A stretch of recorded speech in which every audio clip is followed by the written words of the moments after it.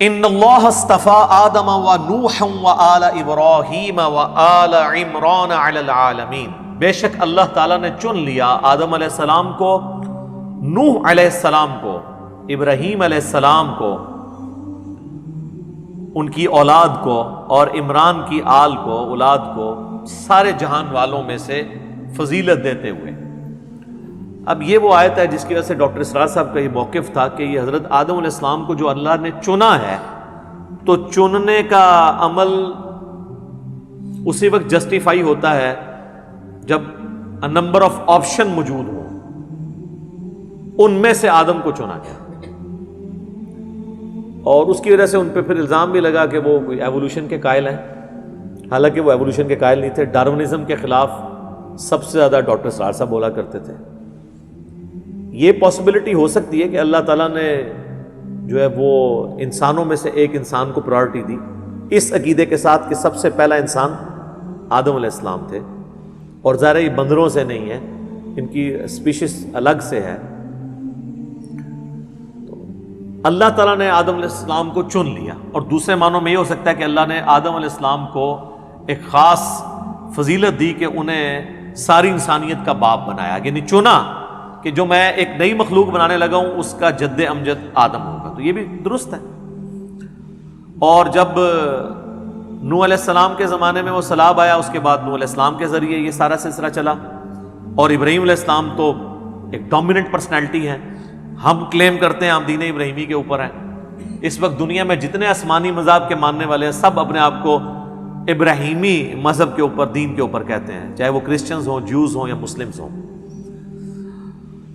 اور یہ آل عمران جو ہے، عمران یہاں پر بعض بہت کم محدثین کا اور مفسرین کا موقف ہے کہ یہ عمران سے مراد حضرت موسیٰ علیہ السلام کے والد ہیں۔ اکثریت کا موقف یہی ہے کہ یہ عمران وہی ہیں جن کی نسل کا آگے ذکر ہو رہا ہے، سیدنا عیسیٰ علیہ السلام کے نانا اور سیدہ مریم سلام اللہ علیہا کے والد، یہ وہ ہیں عمران۔ آل عمران کو اللہ تعالیٰ نے چن لیا، ظاہر ہے کہ پھر ان کی اولاد کو اللہ نے چنا نا، سیدہ مریم کو فضیلت دی، پھر ان کے ساتھ معجزانہ معاملہ فرمایا، اور پھر ان کے عیسیٰ علیہ السلام کی ولادت ہوئی، اور پھر وہ پوری دنیا میں، آج دیکھ لیں دنیا میں حضرت عیسیٰ علیہ السلام وہ اتنی بڑی پرسنالٹی ہیں کہ اس وقت دنیا میں سب سے زیادہ جس پیغمبر کے ماننے والے ہیں وہ حضرت عیسیٰ علیہ السلام ہیں۔ کرسچنز ٹوٹی پوٹی فارم میں مانتے ہیں، ہم ان کو ٹرو فارم میں مانتے ہیں، ہم بھی شامل ہیں اس میں ان کے ماننے والوں میں، ٹھیک ہے۔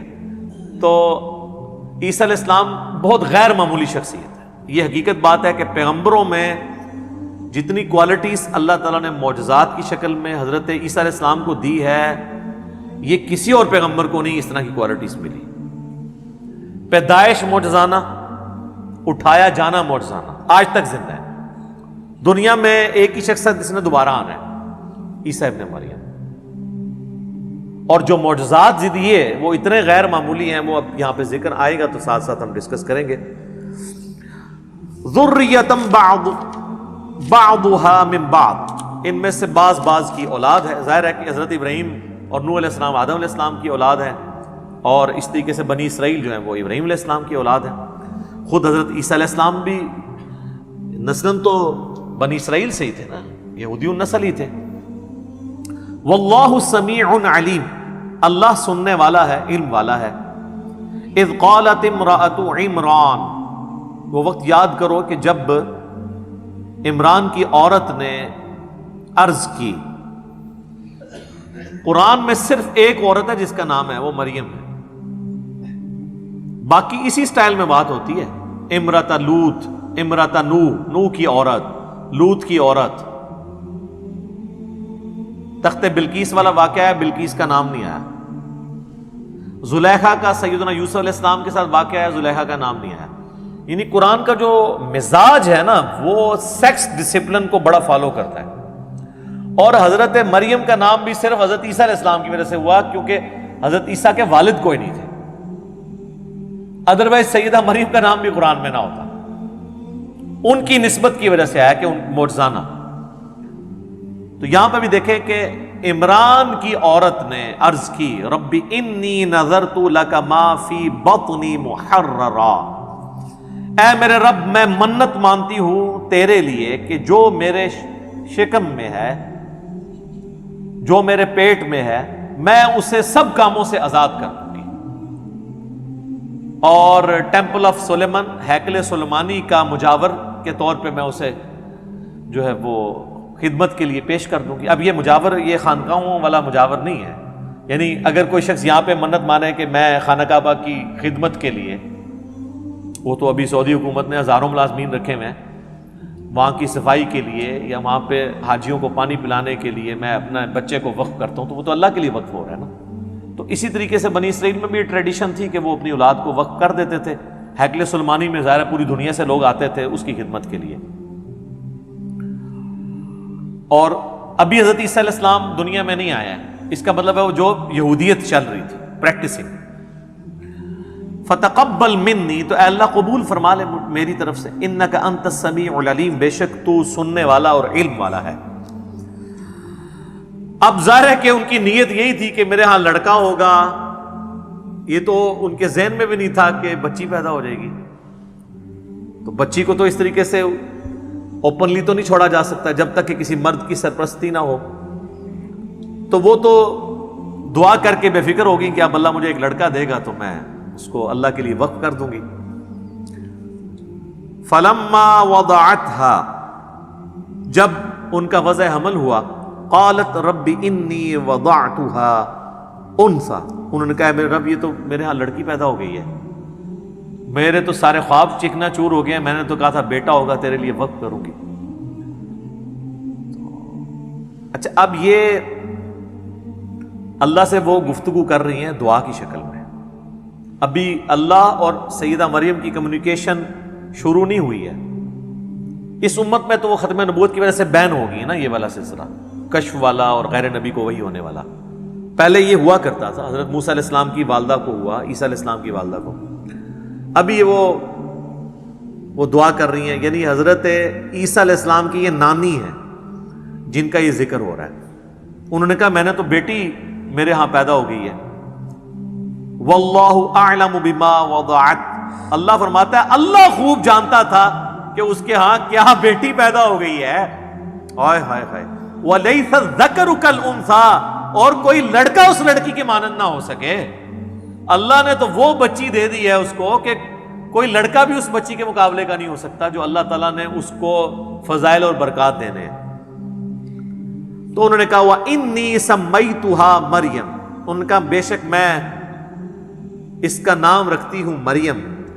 وَإِنِّي أُعِيذُهَا بِكَ وَذُرِّيَّتَهَا مِنَ الشَّيْطَانِ الرَّجِيمِ، اور اے میرے رب بے شک میں اسے بھی اور اس سے جو آگے اولاد پیدا ہوگی نا، نانی تھی نا، تو پوری پلاننگ کی ہوئی ہے کہ میری جو بچی ہوئی ہے اس کو اور اس کی آگے جو اولاد ہوگی نا، اللہ میں تیری پناہ میں شیطان مردود کے اگینسٹ تیری پناہ میں اسے دیتی ہوں کہ شیطان سے وہ محفوظ رہیں۔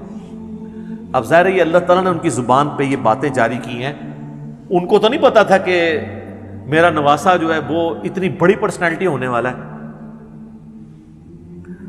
تو اس پہ اللہ تعالیٰ کے ذرا کامنٹ سنیں۔ فَتَقَبَّلَهَا رَبُّهَا بِقَبُولٍ حَسَنٍ، اللہ تعالیٰ ماتا ہے پس اس کے رب نے قبول کر لیا بڑے اچھے طریقے سے۔ وَأَنبَتَهَا نَبَاتًا حَسَنًا، اور اس بچی کو بڑے اچھے طریقے سے پروان چڑھایا۔ وَكَفَّلَهَا زَكَرِيَّا، اور ان کی جو کفالت تھی وہ زکریا علیہ السلام، ایک وقت کے پیغمبر کے ذریعے ٹریننگ ہو رہی ہے جناب۔ تو اللہ نے فرمایا کہ میں نے دعا قبول کر لی۔ اس کانٹیکسٹ میں بخاری اور مسلم میں ایک حدیث ہے، نبی صلی اللہ علیہ وآلہ وسلم نے فرمایا جب کبھی بھی کوئی بچہ پیدا ہوتا ہے نا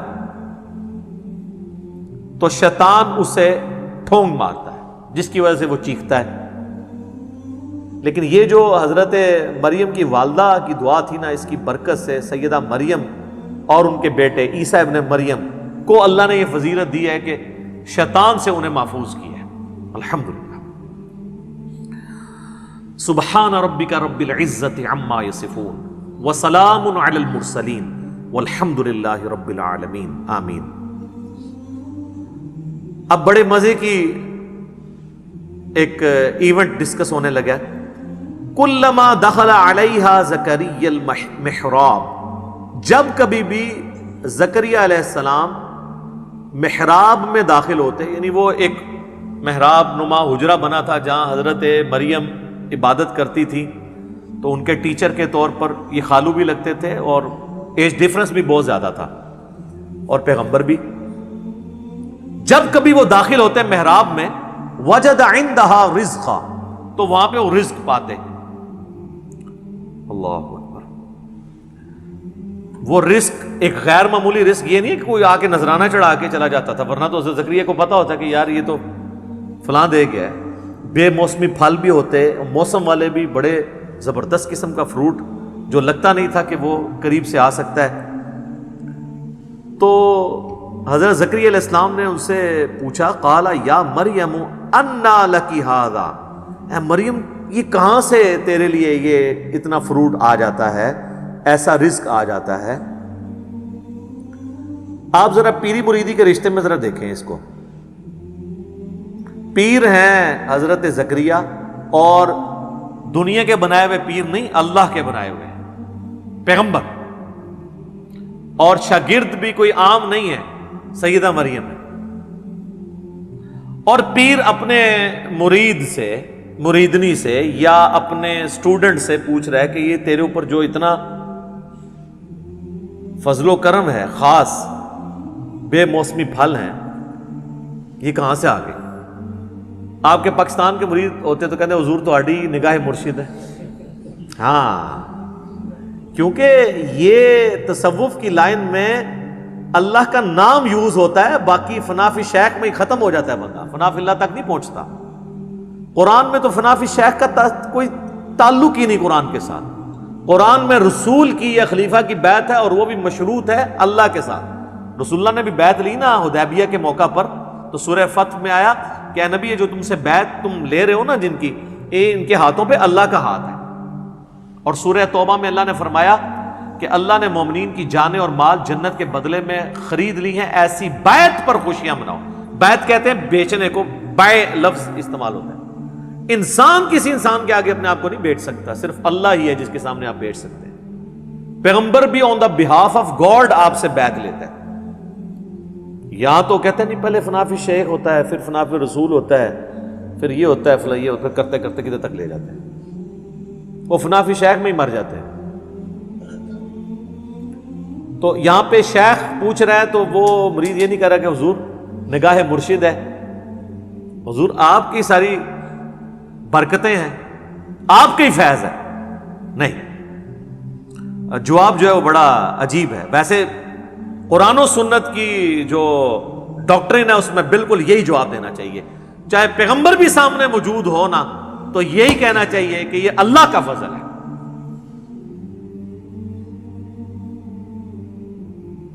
قالت هو من عند اللہ، وہ کہنے لگی اللہ کی طرف سے۔ اللہ اکبر، ان اللہ یرزق من یشاء بغیر حساب، بے شک اللہ جسے چاہتا ہے بغیر حساب و کتاب کے رزق عطا فرما دیتا ہے۔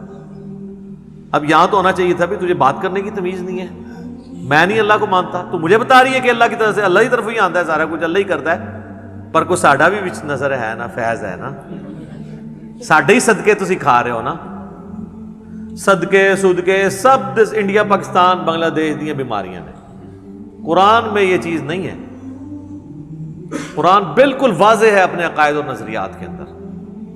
اور نبی علیہ السلام کی اگر زندگی آپ دیکھیں تو وہ تو آپ کو اس معاملے میں بہت سینسٹیوٹی کا لیول نظر آئے گا۔ صحیح مسلم میں حدیث ہے، کتاب الجمعہ چیپٹر میں، جمعے والے چیپٹر میں، نبی علیہ السلام کے سامنے ایک صحابی نے خطبہ دیتے ہوئے کہا،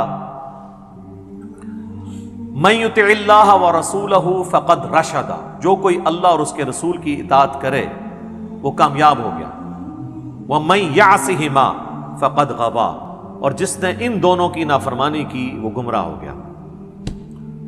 میرے بھائیو، اس جملے میں نہ تو کوئی لٹریچر کی خرابی ہے، نہ یہ آؤٹ آف کانٹیکسٹ ہے، کیونکہ بات اس سے سٹارٹ ہوئی ہے جو اللہ اور اس کے رسول کی اطاعت کرے وہ کامیاب ہو گیا، جو ان دونوں کی نافرمانی کرے وہ ناکام ہو گیا۔ کوئی خرابی اس میں نہیں ہے لٹریچر کی. لیکن نبی علیہ السلام کو اتنا غصہ آیا, آپ فرمایا بئس الخطیب انت, کتنا برا خطیب ہے تو. اور پھر آپ نے یعنی اس کو ایک تو غصہ نکالا, وَإِنَّكَ لَعَلَىٰ خُلُقٍ عَظِيمٍ, لیکن امام الموحدین بھی ہیں. یہ ڈانٹا ہے تو ڈانٹا, اس کے باوجود اتنا لوگ جو ہے شرک کی طرف جا رہے ہیں. نہ ڈانٹا ہوتا تو کیا کر رہے ہوتے ہیں؟ آپ فرمایا تم کہو مَن يَعْصِ اللَّهَ وَرَسُولَهُ فَقَدْ غَوَىٰ, جو اللہ اور اس کے رسول کی نافرمانی کرے وہ گمراہ ہوا. تم نے یہ کیوں کہا کہ ان دونوں کی کرے؟ وہ آگے سے کہہ سکتا تھا یا رسول اللہ میں نے کوئی آپ کو اللہ مان کے تو نہیں کیا, میں آپ کو اللہ کا بندہ ہی سمجھتا ہوں, آپ کو میں غیر مستقل بذات سمجھتا ہوں. عطائی ہے وہی کہانیاں جو تمہیں کرائی جاتی ہیں, جو اسی بھی کراتے رہے اپنے کسی زمانے میں. اس زمانے میں یہ کہانیاں نہیں تھی. آپ نے کیٹاگوریکلی فرمایا کہ تو کہہ اللہ اور اس کے رسول کی نافرمانی, یہ نہ کہ ان دونوں کی. حالانکہ وہ کوئی غلط نہیں تھا, پہلے وہ کہہ چکا تھا اللہ اور اس کا رسول, سٹارٹ سے ہی دونوں کہتا پھر تو غلط ہوتا. لیکن نبی علیہ السلام نے احتیاط کا یہ پہلو رکھا. اور ابو داؤد میں اس کا ایک طریقہ ہے, اس میں آگے الفاظ ہیں, آپ نے فرمایا قم اذهب, اٹھ اور ادھر سے نکل. اتنا غصہ. حالانکہ آپ کے اخلاقیات اس چیز کے متقاضی تھے کہ آپ اس طریقے سے ایٹیچیوڈ نہ کرتے, لیکن توحید کا مسئلہ سینسٹیو ہے. آپ ذرا سے بھی ڈھیلے پڑتے نا, امت نے کام چک کے رکھنا سی. ہوں اتنا چکے ہے, صحیح بخاری میں حدیث ہے, دیکھنا میری شان کو اس طرح بلند نہ کرنا جس طرح نصارہ نے عیسیٰ ابن مریم کو بڑھا کے ڈیونٹی میں کلیم کر دیا. پھر بھی قوم باز نہیں آتی, کیا زمین و آسمان کی کلابیں ملاتی ہے. میں مفتی منیب الرحمان صاحب کے پاس بیٹھا ہوا تھا, 22 مارچ 2007 کی بات ہے, آلموسٹ 13 سال پہلے. تو مجھ سے فرمانے لگے کہ میں تو نعت خانوں کی مجلس میں جانا اب چھوڑ گیا ہوں, یہ شرکیاں نعتیں پڑھتے ہیں. میں حیران ہو گیا, جی مفتی منیب صاحب کہہ رہے ہیں شرکیاں پڑھتے ہیں, وہ کیڑا اتنا وڈا شرک ہے, ایڈا موٹا گاڑا شرک جڑا مفتی صاحب کو نظر آ رہا ہے. تو کہتے ہیں یہ دیکھو نا, یہ پڑھتے ہیں خدا کا پکڑا چھڑائے محمد, محمد کا پکڑا چھڑا کوئی نہیں سکتا. تو ان کو شرم نہیں آتی ہے, یہ شان الوہیت اور شان رسالت کا مقابلہ کرواتے ہیں. الفاظ دیکھیں, یہ کیا رسول اللہ یہ بات سن سکتے ہیں کہ خدا کا پکڑا چھڑائے محمد, محمد کا پکڑا چھڑا کوئی نہیں سکتا؟ سر پکڑتا بھی خدا ہے, چھڑاتا بھی خدا ہے. ذریعہ کسی کو بناتا ہے اور اس کو بھی اذن دیتا ہے اپنی اجازت سے. اسی لیے قرآن میں بار بار ہے شفاعت بھی اللہ کی ہے. من ذا الذی یشفع عندہ الا باذنہ, دھونس نہیں ہے, بالاذن ہے. یہ اس طرح کے جملے بولنا, پھر اس کو کہنا دیکھیں نا جی وہ قیامت دن لوگ پکڑے جائیں گے تو حضور چھڑوا لیں گے. سر وہ یہ آپ نبی علیہ السلام کے سامنے ذرا بات کر کے دیکھیں, نبی علیہ السلام کیا دھونس سے چھڑوائیں گے؟ اس طرح کے جملے بولنا. یہاں دیکھ لیں نبی علیہ السلام نے اس کو یہ بھی نہیں کہنے دیا کہ جس نے ان دونوں کی نافرمانی کی. اس کو کہتے ہیں مزاج رسول صلی اللہ علیہ وسلم. اس سے بھی اگلا ورژن لے لیں, مسند امام احمد میں حدیث ہے, نبی علیہ السلام سے ایک صحابی نے عرض کی یا رسول اللہ ما شاء اللہ و شئت, اے اللہ کے رسول جو اللہ چاہے اور جو آپ چاہیں. ہمارے تو جناب بسوں کے پیچھے لکھا ہوتا ہے اللہ نبی وارث. تو نبی علیہ السلام فرمایا اجعلتنی للہ ندا, کیا تو نے مجھے اللہ کے مقابلے پہ ند بنا دیا, کھڑا کر دیا؟ قل بل ما شاء اللہ وحدہ, بلکہ کہہ جو اکیلا اللہ چاہے. وہ آگے کہہ سکتا تھا یا رسول اللہ میں آپ کو اللہ تو نہیں مانتا, اور ظاہر کو صحابی تو حضور کو اللہ نہیں مانتا ہوگا. یا رسول اللہ میں نے یہ کہا کہ اللہ کی مرضی سے ہی آپ بھی چاہ کے وہ جڑی ایڈی لمبی ایکویشن بنا دینا نا. اس زمانے سے کہانیاں نہیں سن پائی, بالکل 24 کیرٹ سونا تھا. اچھا کتابوں میں آج بھی ہے. میں ایک بریلوی عالم کے پاس بیٹھا ہوا ہے, ہمارے جیلم کی 3 مسجدوں میں وہ جمعہ پڑھاتے ہیں, یعنی 3 جگہ تقریر کرتے ہیں, 1 جگہ جماعت کراتے ہیں. اتنا ان کو شوق ہے دین کی خدمت کرنے کا, لیکن تنخواہ بھی لیتے ہیں تینوں جگہ سے. تو ان کے سامنے بیٹھا تو میں نے ان کو یہ حدیث بیان کرنی شروع کی نا, ابھی میں صرف ادھر پہنچا نا اجعلتنی للہ ندا, کہتے ہیں جی اور مرزا صاحب آپ نے کیا سمجھا اس کو؟ میں نے کہا جی آپ سمجھائیں۔ وہ کہتے ہیں اصل میں حضور پوچھ رہے تھے دیکھو مجھے تم نے اللہ تو نہیں بنا لیا نا کہیں، یعنی اگر اللہ نہیں بنایا پھر یہ کہہ سکتے ہو ماشاء اللہ ہوا شئتا، جو اللہ چاہے جو اس کا رسول چاہے۔ میں کہ سر اگے سنتے لو، اگے الفاظ نے قل بل ماشاء اللہ وحدہ، بلکہ کیا اکیلا جو اللہ چاہے۔ تو حدیث نے اپنی حفاظت کر دی، حضور یہ نہیں پوچھ رہے تھے کہ بھئی اگر اللہ بن کے کر رہے ہو تو نہ کہا کرو، اگر مجھے مخلوق سمجھ کے کہہ رہے ہو تو پھر کہہ دیا کرو کہ جو اللہ کی مرضی اور جو اس کے رسول کی مرضی۔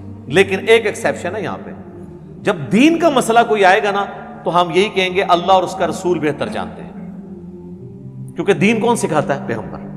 لیکن جو تکوینی امور ہیں، جو تقدیر سے تعلق رکھتے ہیں، وہ اللہ کے ساتھ خاص ہے۔ صحابہ کرام جس معاملے میں دین کے کوئی بات نہیں سمجھ آتی تھی کہتے تھے اللہ اور اس کا رسول بہتر جانتے ہیں، واللہ ورسولہ اعلم، کیونکہ دین تو رسول اللہ نے سکھانا ہے نا۔ بخاری و مسلم دونوں میں حدیث ہے، اللہ تعالیٰ جس کے ساتھ بھلائی کا ارادہ فرماتا ہے اسے دین کی فقہ عطا فرما دیتا ہے، سمجھ بوجھ، اور دیتا اللہ ہے، میں تو صرف تقسیم کرتا ہوں۔ نبی علیہ السلام نے کہا یہ جو دین بھی میں سکھا رہا ہوں نا، یہ میں اپنی کوئی بات نہیں سکھا رہا، اللہ مجھے دیتا ہے۔ وما ينطق عن الهوى ان هو الا وحی یوحى۔ اسی کو پکڑ کے پھر والا حضرت نے شعر کہہ دیا نا، رب ہے معطی یہ ہے قاسم، رزق اس کا ہے کھلاتے یہ ہیں۔ وہ کہتے ہیں یہ رزق بھی رسول اللہ ہی تقسیم کر رہے ہیں، حالانکہ اس میں علم دین کی بات ہوئی تھی، آدھی بات پکڑ لی۔ اور وہ آپ دیکھیں حدیث بھی آدھی لکھی ہوتی ہے، واللہ معطی وانا قاسم، پیچھے بھی کچھ الفاظ نے، اور اس میں امام بخاری نے باب باندھا ہے کہ اللہ تعالیٰ جس کے ساتھ بھلائی کا ارادہ فرماتا ہے اسے دین کی سمجھ بوجھ عطا فرما دیتا ہے۔ یہ دین کے معاملے میں ہے، باقی معاملات میں آپ یہ نہیں کہہ سکتے جو اللہ چاہے اور جو اس کا رسول چاہے، نہیں، جو اللہ چاہے۔ اسی لیے دیکھیں ہماری ٹریڈیشن میں بھی اللہ کا شکر ہے یہی چیزیں ہیں، ہم کسی چیز کو بھی نظر سے بچانے کے لیے کیا کہتے ہیں؟ ماشاء اللہ۔ کسی نے آج تک کہا ماشاء اللہ و رسول؟ مستقبل کے لیے ارادہ کرتے ہیں تو ہم کیا کہتے ہیں؟ انشاءاللہ۔ کسی نے کہا کبھی انشاءاللہ و رسول؟ ٹریڈیشن میں، کتابوں میں ہر چیز اپنی جگہ صحیح فٹ ہوئی بھی ہے۔ ہاں باقی پھر جب اس میں خرابیاں آنا شروع ہوتی ہیں تو پھر آپ دیکھیں اس میں تو پھر وہ پیر کو بھی بیچ میں ڈال لیتے ہیں۔ کئی لوگ ہیں وہ اپنے کئی ایک دنیاوی معاملات میں بھی کہتے ہیں نہیں پہلے میں پیر صاحب سے مشورہ کروں گا پھر میں اس کے مطابق چلوں۔ یہ ان کی یعنی ایک گراوٹ کا لیول ہوتا ہے۔ تو یہ حضرت سیدہ مریم نے امت کو عقیدہ دے دیا ہے، اپنی ماننے والوں کو بھی اور ہمیں بھی، ہم بھی ان کے ماننے والے ہیں کہ آپ نے یہی کہنا ہے کہ اللہ جسے چاہتا ہے بغیر حساب و کتاب کے رزق دیتا ہے۔ آپ جب حضرت زکریا علیہ السلام نے یہ بات سنی نا، سر دیکھیں، ہنالک دعا زکریا ربہ، این اسی وقت اسی جگہ پر، دیر اینڈ دین۔ ہنالک عربی میں استعمال ہوتا ہے اسی وقت اسی جگہ پر دعا کر دی انہوں نے۔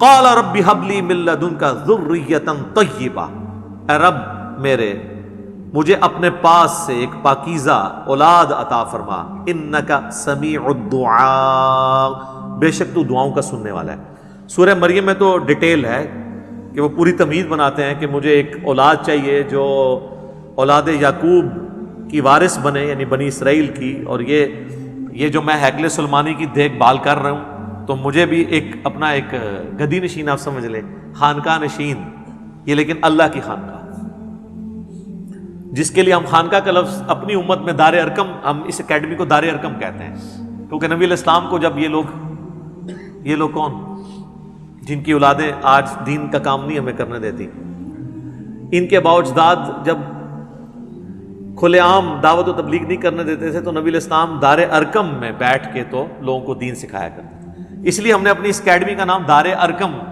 رکھا ہوا ہے اس اعتبار سے۔ تو خانقاہ کا لفظ بھی آپ یوز کر سکتے ہیں، لیکن وہ چونکہ اب کافی بدنام ہو چکا ہے تصوف کی وجہ سے، اس لیے دار ارقم۔ پھر جب ہمارے نبی کی سنت دار ارقم ہے تو ہم کیوں ہیکل کا لفظ یا معبد کا لفظ استعمال کریں؟ ہمیں وہی ٹرمز یوز کرنی چاہیے، عبادت گاہ کے لیے مسجد کی ٹرم، اسی لیے ہم نے مسلم کی ٹرم بھی عام کی ہے کہ نہ میں وابی نہ میں بابی، میں ہوں مسلم علمی کتابی۔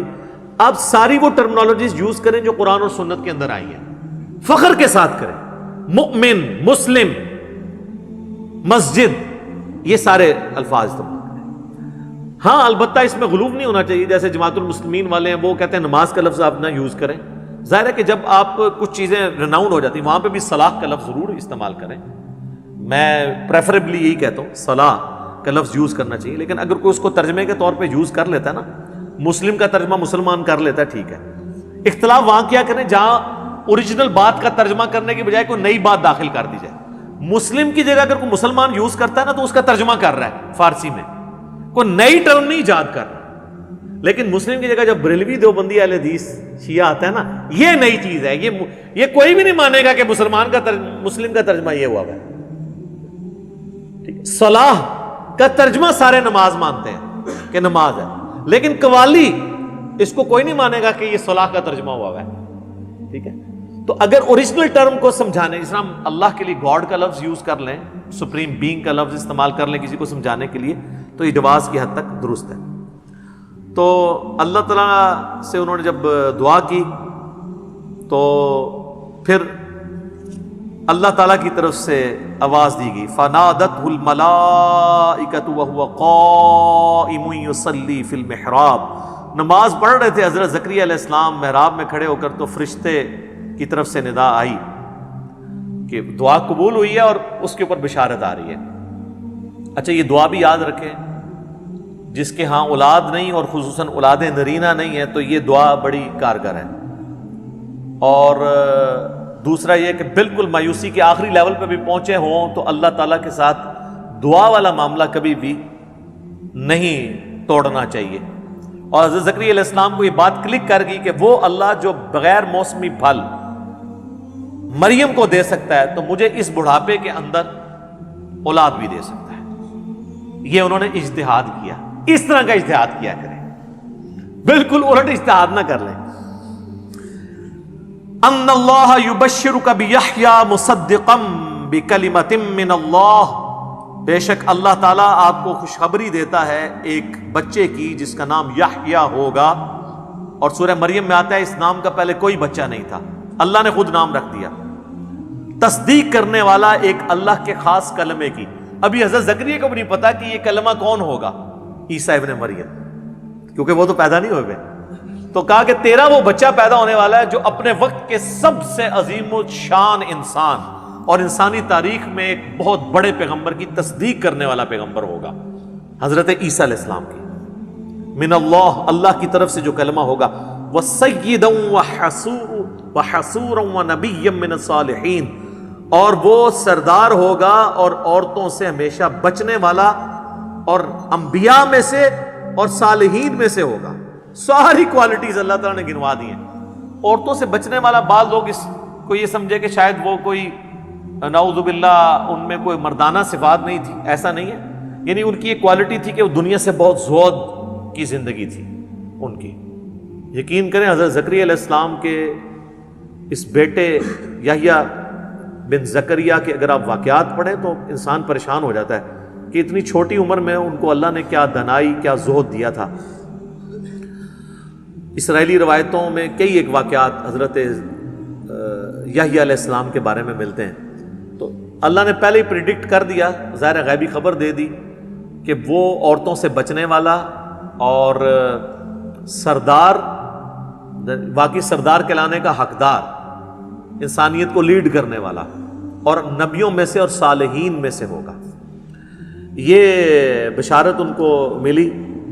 اس کے بعد حضرت زکریا علیہ السلام نے کچھ باتیں اللہ تعالیٰ سے کی، وہ انشاءاللہ تعالیٰ اگلی کلاس کے اندر ہم ڈسکس کریں گے. وہ بڑی انٹرسٹنگ گفتگو ہے اور یہ یعنی قرآن حکیم کا ایک بڑا اہم ترین مقام ہے جو ہم ڈسکس کر رہے ہیں. ویسے کرنے کو تو میں 50 آیات بھی کور کر دیتا، لیکن میں چاہتا ہوں کہ میں ایسی قرآن کلاس ریکارڈ کرواؤں کہ جو آج کے دور کی ہو، ہمارے ایشوز کو سیٹل کرتی ہو. باقی تو ترجمے ہوئے ہیں، میرے نزدیک تو ترجمہ بھی بہت ہوتا ہے، لیکن اگر تفسیر کرنی ہے پھر نٹی گریٹیز کو ڈسکس کرنا، موجودہ دور کے سارے اختلافات کو ڈسکس کرنا، یہ ساری چیزیں بہت ضروری ہیں.